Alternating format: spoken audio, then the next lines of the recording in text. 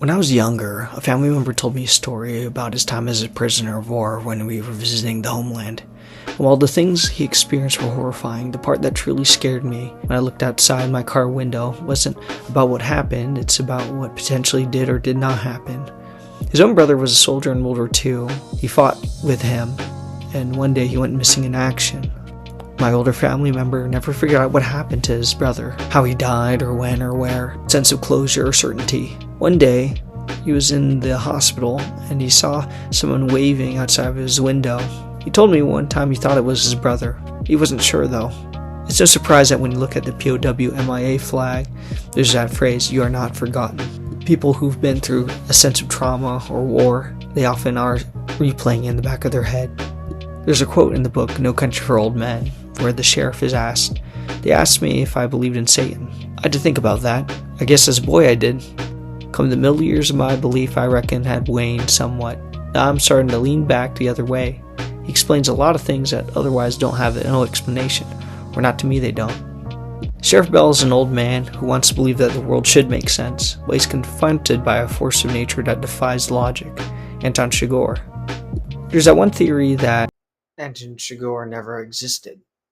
What makes Anton Chigurh also scary is that psychologists have called Chigurh one of the most realistic depictions of a psychopath in film history.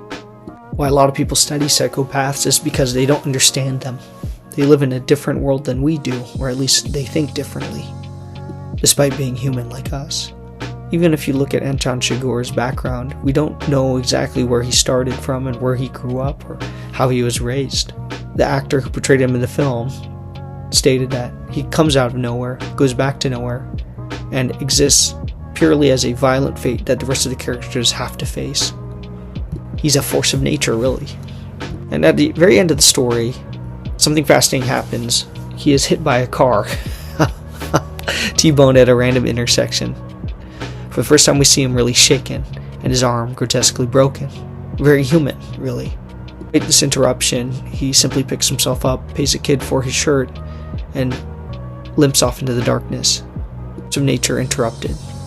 While the parallels aren't perfect, there's this idea that, nature is violence. You look at erosion and water, how it drips and creates a path, and how nature is formed by force. There's also this scary thought that human nature and animals have violent tendencies. There's this thought that even Anton Chigurh has embraced this side of nature. He even symbolically kills individuals with a cow bolt pistol. Even if you look up the idea of climate change from a symbolic standpoint, a lot of us kind of feel the existential dread that Sheriff Bell did, even if you look at nuclear armaments. Never in our history have we been in a place where the conversation of us being able to end the world through means that were man-made. We are driving the car that hits the force of nature. One of the hardest lessons in life is sometimes we do not get closure, that sometimes crazy things happen to random people. But that existential dread really highlights the thought that the suffering happened for a reason. You look at the poem which the book is named after. The first section of the poem goes, "That is no country for old men, the young in one another's arms, birds in the trees, those dying generations at their song.